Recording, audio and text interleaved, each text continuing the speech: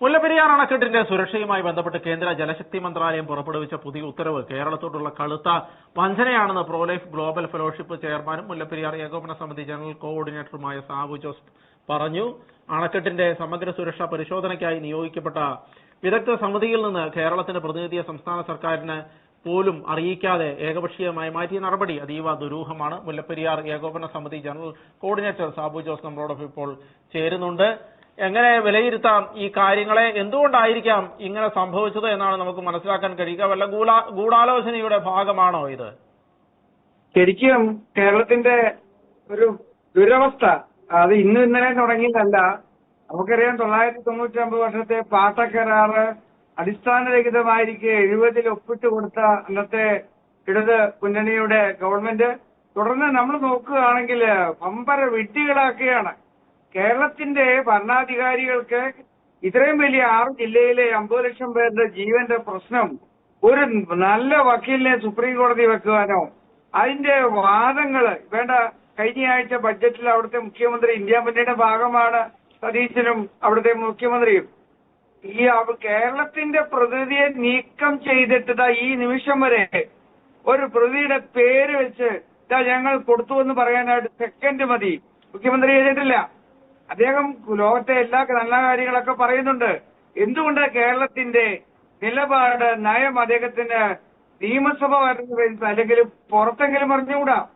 ഇത് വെള്ളരിക്കപ്പെട്ടണമാണോ? കേരള ജനതയുടെ യഥാർത്ഥത്തില് അവിടെയുള്ള ഇടുക്കിയിലെ ജനം പറയുന്നത് രാഷ്ട്രീയ പാർട്ടിയുടെ മുന്നണികൾക്കും പാർട്ടികൾക്കും കോടിക്കണക്കിന് രൂപ കൊടുക്കുകയാണ്.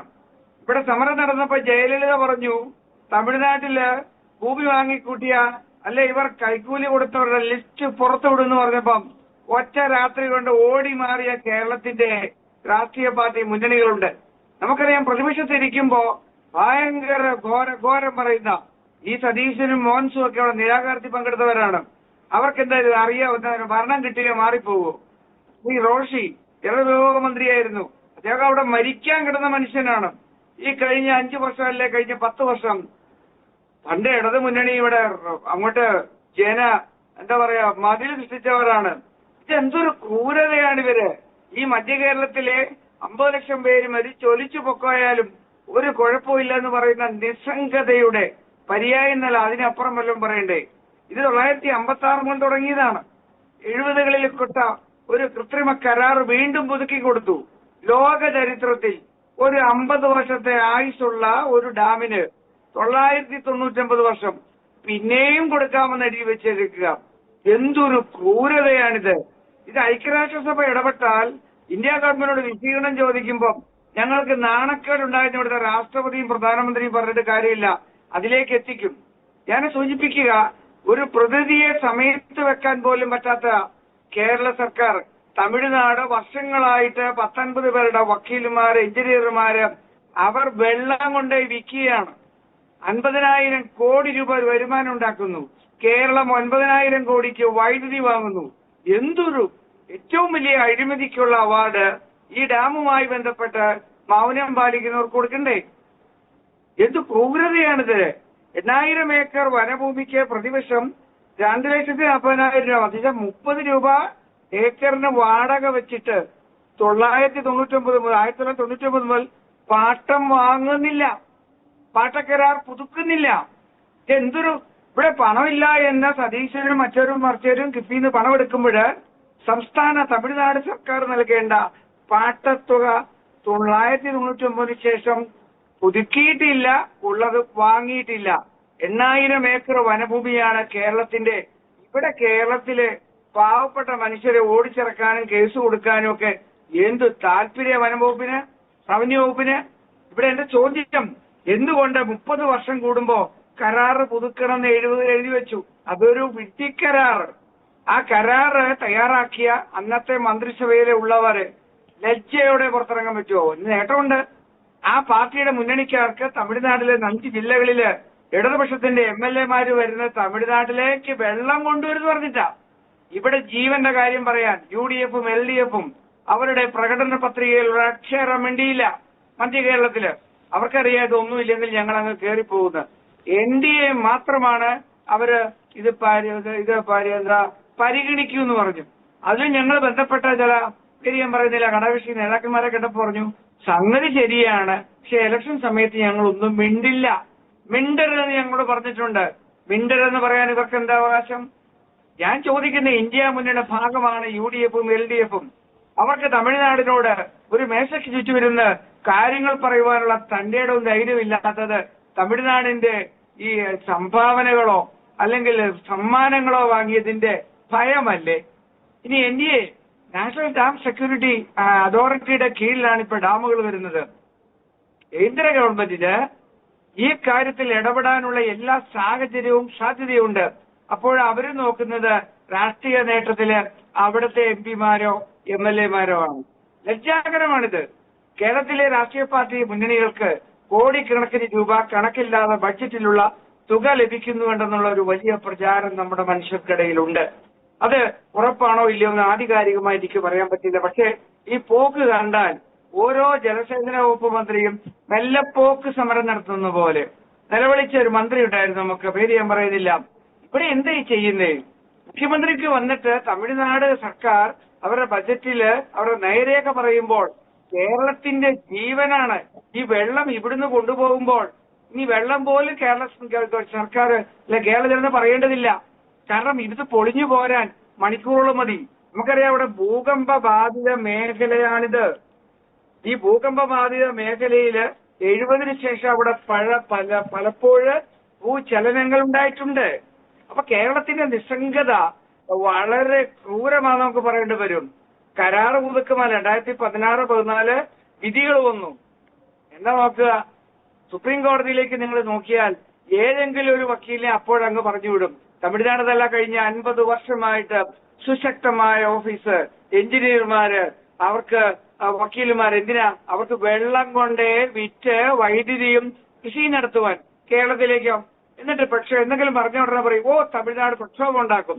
എന്റെ ചോദ്യം, കേരള ജനത ആ തമിഴ്നാട്ടിൽ നിന്ന് വരുന്ന സാധനങ്ങൾ ഓണത്തിന് ഞങ്ങൾ എടുക്കുകയെന്ന് പറഞ്ഞാൽ അവരുണ്ടാക്കിയ സാധനം എവിടെ കൊണ്ടേ വിൽക്കും? ആരെയാ പേടിപ്പിക്കുന്നേ?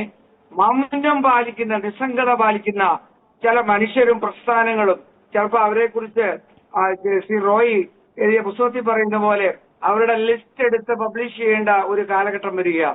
നിസ്സംഗത പാലിക്കുകയാണ്. അതുകൊണ്ട് നമുക്ക് പറയാൻ ഏറെയുണ്ട്. മനഃപൂർവ്വം തന്നെയാണ് അവിടെ ഈ പറയുന്ന തമിഴ്നാടിനോട് നമ്മൾ സമരം ചെയ്യേണ്ട. ഈ 4 ജില്ലകളിൽ അറിഞ്ഞോളൂ, മധുര, രാമനാഥപുരം, തേനി, ദിണ്ടുക്കൽ, ശിവഗംഗ. ഈ 29-ൽ 16 ഇടതുപക്ഷ MLA-മാരാ അവിടെ. അവരെന്ത് പറഞ്ഞ് ജയിച്ച്? വെള്ളം കുട്ടും, കർഷകർക്കും കൃഷി നടത്താം. കേരളത്തിലെ ജനത ഇത് തകർന്ന് താഴോട്ട് ഇടുക്കി വന്ന് ഒലിച്ച് മെട്രോ കൊച്ചി വരെ വരുമെന്ന് പറയാൻ അറിയാവുന്ന പ്രതിപക്ഷത്തുള്ള ഇവരവിടെ വന്ന് കാര്യം പറയുന്നേ തട്ടിപ്പ്. അതുകൊണ്ട് ഏത് മഹാനായ പാർട്ടിയുടെ നേതാവാണെങ്കിലും ഉള്ളൂ കേരള നിയമസഭയിൽ BJP-ക്ക് അവരവര് ചോദിക്കാൻ തന്റെ ഇടമുണ്ടെങ്കിൽ അവര് ചോദിക്കട്ടെ. അവരിതുവരെ ഇല്ലായിരുന്നു. LDF-ഉം UDF-ഉം അവരുടെ നയം നിലപാട് അന്തസ്സുണ്ടെങ്കിൽ, വരുമാനമൊന്നും അവരോട് വാങ്ങിയിട്ടില്ലെങ്കിൽ എന്തുകൊണ്ട് കേരളത്തിലേക്ക് വേണ്ടി മധ്യ കേരളത്തിലെ മനുഷ്യജീവൻ നഷ്ടപ്പെടാതിരിക്കാൻ പറയില്ല?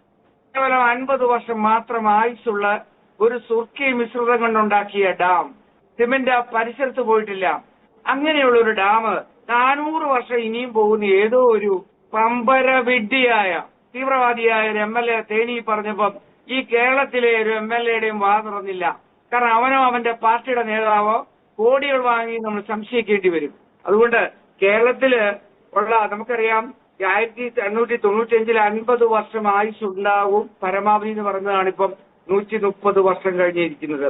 അതുകൊണ്ട് നാഷണൽ സേഫ്റ്റി ഡാം കൗൺസില് ശക്തമായ തീരുമാനമെടുക്കണം. വേറെ അറിഞ്ഞോളൂ, മുമ്പ് അവിടെ മുൻ ചെയർമാൻ ഈ കൗൺസിലിന്റെ അനിൽ ജെയിൻ വന്ന് റോബോട്ട് പരിശോധനയും പരീക്ഷ പരിശോധനയും നടത്തി. ആ റിപ്പോർട്ട് പുറത്തു വിടാതെ പരിശോധന കഴിഞ്ഞ അയാൾ ഓടി കൊച്ചി വന്ന് ഫ്ലൈറ്റെ കയറിപ്പോയി.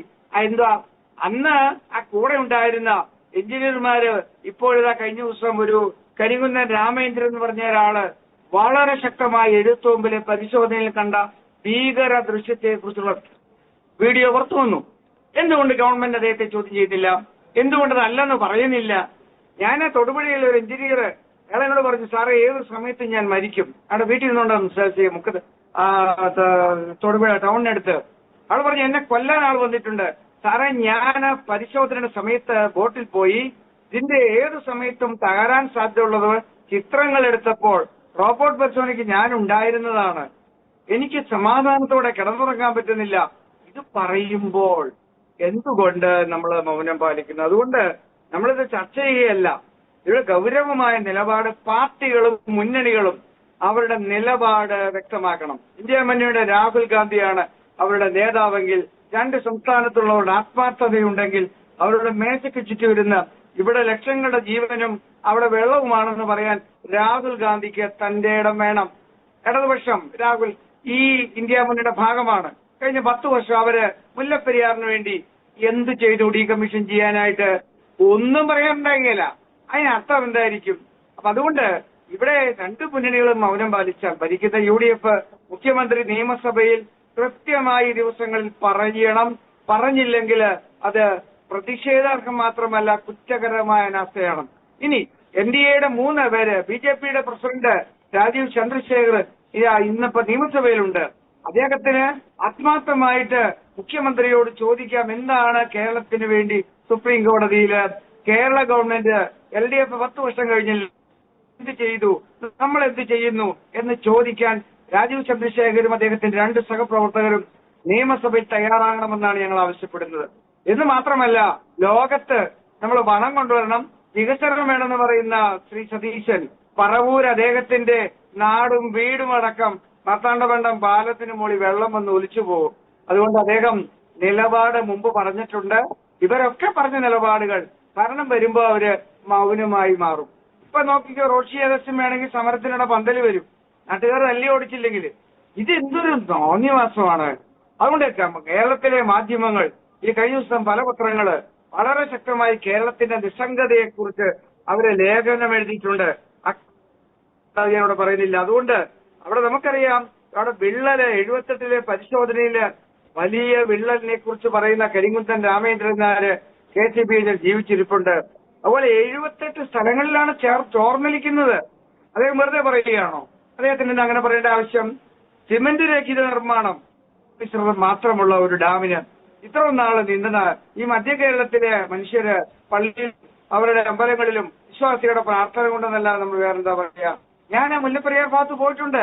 ആ വൈകുന്നേരങ്ങളില് പല വീടുകളില് നാളെ നേരം വെളുക്കുമ്പോ നമ്മൾ ഉണ്ടാവുമോ എന്ന് ചോദിച്ച് കരഞ്ഞ് പേടിച്ച് കിടന്നുറങ്ങുന്ന മക്കൾ അവിടെയുണ്ട്, കുടുംബങ്ങളുണ്ട്. അതുകൊണ്ട് ഇവിടെ ഇത്രേ ഉള്ളൂ, ഇത് വലിയ ഭീഷണി. ബേബി ഡാമിന്റെ പരിസരം ദുരന്തബാധിത മേഖലയാണ്. ഭൂചലന സാധ്യത നമുക്കറിയാം. 4.5 മുകളിൽ റിക്ടർ സ്കെയിലിൽ ഒരു ചെറിയ ഭൂചലനം ഉണ്ടായാൽ പിന്നെ ഈ പറയുന്ന നിമിഷം കൊണ്ട് അത് 1 മണിക്കൂറിനുള്ളിൽ കൊച്ചിയിലേക്ക് വന്ന് മനുഷ്യന്റെ പരിപാടി തരും. ഇതിന് മെട്രോ ഒന്നും ആവശ്യം വരില്ല. അതുകൊണ്ട് ഇതൊരു നിസ്സംഗതയോടെ ജാതി, മത, രാഷ്ട്രീയ, സാമൂഹിക, സാംസ്കാരിക നേതാക്കന്മാർ, ഞാൻ പ്രത്യേകം പറയുന്നില്ല, അവരെയൊക്കെ പോയി കണ്ടിട്ടുണ്ട്. അവർ മൗനം പാലിക്കുക, വിശുദ്ധ മൗനം പാലിക്കുക. എനിക്ക് സങ്കടം തോന്നി. കത്തോലിക്ക സഭയുടെ മെത്രാന്മാരടക്കം എങ്ങും തൊടാതെ പറഞ്ഞു പോകുന്ന എന്താ, ഈ മനുഷ്യരുടെ ജീവനെ കുറിച്ച് ആശങ്കയില്ലാഞ്ഞിട്ടൊന്നുമല്ല, എന്തോ ഭയപ്പെടുന്നു. ആരെ ഭയപ്പെടുന്നേ? എന്താ ഭയപ്പെടുന്നേ? അതുകൊണ്ട് ഈ വസ്തുതയെ അഡ്രസ് ചെയ്യാതെ നമുക്ക് യാതൊരു ദിവസമില്ല. കനത്ത മഴ 3 ദിവസം വന്നാൽ 21 അടി വെള്ളം ഉയരും. അത് വെള്ളം ഓവർഫ്ലോ വരും. അല്ലെങ്കിൽ ഈ 13 ഷട്ടറിൽ പല ഷട്ടറും വർക്ക് ചെയ്യുന്നില്ല. എന്നാ പറയുന്നേ? അതുകൊണ്ട് ഞാൻ നിർത്തുകയാണ്. 120 കിലോ വേഗത്തിലായിരിക്കും ഡാം തകർന്നാൽ ആ ചെളിയും മണ്ണും എല്ലാം കൂടെ ഒലിച്ചു വരിക. അതുകൊണ്ട് പ്രതിസ്ഥാനത്ത് വരുന്നത് മറ്റാരുമല്ല, നമ്മുടെ ഭരണാധികാരികളാണ്. അതുകൊണ്ട് നമുക്ക് നോക്കിയിരിക്കാൻ പറ്റിയല്ല. നിസ്സംഗത. എനിക്ക് ഏറ്റവും വിഷമം തോന്നിയത് ഈ ദിവസം ഞാൻ ഇന്ന് ശ്രീ സതീശനുമായി ബന്ധപ്പെട്ട ചിലരെ വിളിച്ചു ചോദിച്ചു, അദ്ദേഹത്തിന്റെ ഒരു പ്രതിനിധിയെ വെക്കുമെന്നോ വെച്ചെന്നോ പറയാൻ എന്താ മടി? അദ്ദേഹത്തിന് കേരളത്തില് ഡീകമ്മീഷൻ ചെയ്യണം ആ ഡാം എന്ന് പറയാൻ എന്താ മടി? തമിഴ്നാട് പറയുകയാണ് കേരളത്തിൽ ഡാം പണിയണ്ട. ഇവിടെ ഡാം പണിയണ്ടെന്ന് നമ്മളും പറയുന്നേ. കാരണം പാരിസ്ഥിതിക പ്രശ്നമുള്ള സ്ഥലത്ത് വീണ്ടും ഡാം വന്ന പ്രശ്നമുണ്ട്. നമുക്ക് അന്നുണ്ടാക്കിയ കരാറങ്ങ് റദ്ദ്, വെള്ളം തമിഴ്നാട് വേറെ കണ്ടെത്തട്ടെ. ഇങ്ങനെ എന്തെല്ലാം പ്രപ്പോസൽ ഉണ്ട്. അതുകൊണ്ട് ഇത് ഗൗരവമായ വിഷയമാണ്. ഇത് 1-2 പേരുടെ ആവശ്യമൊന്നുമല്ല. 6 ജില്ലകളിലെ മനുഷ്യര് മരണഭയം പുറത്തു കാണിക്കാതെ ജീവിക്കുകയാണ്. അതിനോട് VD സതീശനും UDF-ഉം അതിന്റെ മുന്നണിയും LDF-ഉം അതിന്റെ പാർട്ടികളും NDA-യും അവരുടെ കക്ഷികളൊക്കെ മൗനം പാലിച്ചാൽ നമ്മളൊക്കെ ഞങ്ങളൊക്കെ എറണാകുളത്ത് താമസിക്കുന്നവര് മരിച്ചു കഴിയുമ്പോ പുത്തൂരിനപ്പുറവും ഈ കേരളത്തിന്റെ ഒരു മധ്യ കേരളം നഷ്ടപ്പെട്ടു പോയാൽ അത് അനേകർക്ക് സന്തോഷമാകുമായിരിക്കും അല്ലേ? ഭീകരമാണിത്, ആരെയും ഭയപ്പെടുത്തുകയല്ല. അതുകൊണ്ട് നിസ്സംഗതയുടെ ഒരു ക്രൂരമായ ഒരു ദുരവസ്ഥ കേരളത്തിലെ പാർട്ടികൾ മുന്നണികൾ എടുക്കുന്നുണ്ട്. അതുകൊണ്ട് പ്രതീക്ഷയിലാണ് നമ്മള്. കാരണം ഇന്ത്യ മുന്നണിയുടെ ഭാഗമായ UDF-ഉം LDF-ഉം അവര് ഇടപെടും. തമിഴ്നാട് സിനിമാ നടൻ മുഖ്യമന്ത്രിയായി ഓടിക്കളിക്കുന്ന അദ്ദേഹത്തോട് ചാടിക്കളിക്കരുത്, ഇവിടെ ജനജീവന്റെ പ്രശ്നമാണെന്ന് പറയാൻ ആർക്കാ പേടി? സ്വാധീനത്തിന് വകപ്പെട്ടില്ലെങ്കിൽ ഇത് BJP തീർച്ചയായിട്ടും അവരുടെ പ്രകടന പത്രികയിൽ ഉൾപ്പെടുത്തിയിട്ടുണ്ട്. ഞാൻ പ്രതീക്ഷിക്കുന്നു കേന്ദ്ര ഗവൺമെന്റും പ്രധാനമന്ത്രിയും ഇടപെട്ട് ഈ പ്രശ്നത്തിന് ഗൗരവമായ പരിഹാരം. രാഷ്ട്രപതിക്ക് പോലും ചെറു മലബാർ സഭ അതിന്റെ അസംബ്ലി കഴിഞ്ഞപ്പോൾ നിവേദനം കൊടുത്തിട്ടുണ്ട്. ധാരാളം നിവേദനങ്ങൾ പോയിട്ടുണ്ട്. സുപ്രീം കോടതിയിലെ കേസ് നടത്തിപ്പ് വളരെ മോശമാണെന്ന് പറയാതിരിക്കാൻ നിവൃത്തിയില്ല. അതേക്കുറിച്ച് അറിയാവുന്നവർക്കറിയാം. അതുകൊണ്ട് നമ്മുടെ ഈ ചർച്ച വലിയ ഗൗരവമായ പഠനങ്ങളിലേക്ക് നീങ്ങട്ടെ. മറുഭാഗം പറയുവാനായിട്ട് എന്തുകൊണ്ട് നമ്മുടെ MP-മാരും MLA-മാരും മടിക്കുന്നു, അവരെ പാർട്ടി തടയുന്നുവെങ്കിൽ എന്തുകൊണ്ടാ? വസ്തുതയല്ലേ എന്നീ കാര്യങ്ങൾ എനിക്ക് പറയാനുള്ളത്. അതുകൊണ്ട് വളരെ വേദനയുണ്ട്, ശക്തമായ പ്രതിഷേധമുണ്ട്. ഇത്തരം ചർച്ചകള് നമുക്ക് പ്രയോജനം ചെയ്യും. നമ്മൾ നിരാശരൊന്നുമല്ല. മടിയും മറയും ഇല്ലാതെ, ഭയമില്ലാതെ ഇനി പറയേണ്ടി വരുന്നു. നമ്മൾ പറഞ്ഞുകൊണ്ടിരിക്കുകയാണ്. ജാതി മത രാഷ്ട്രീയ വ്യത്യാസമില്ലാതെ അതീതമായ മുല്ലപ്പെരിയാർ ഏകോപന സമിതിയില് എഞ്ചിനീയർമാരുണ്ട്, സാങ്കേതിക വിദഗ്ധരുണ്ട്. അവരൊക്കെയുള്ള അനുദിന വാട്സപ്പ് ഗ്രൂപ്പിലെയും മറ്റൊക്കെ ചർച്ചകൾ കേൾക്കുമ്പോൾ നമുക്ക് സങ്കടം തോന്നുകയാണ്. അതുകൊണ്ട് ഇടപെടൽ നടത്തുന്നതിന് നന്ദി.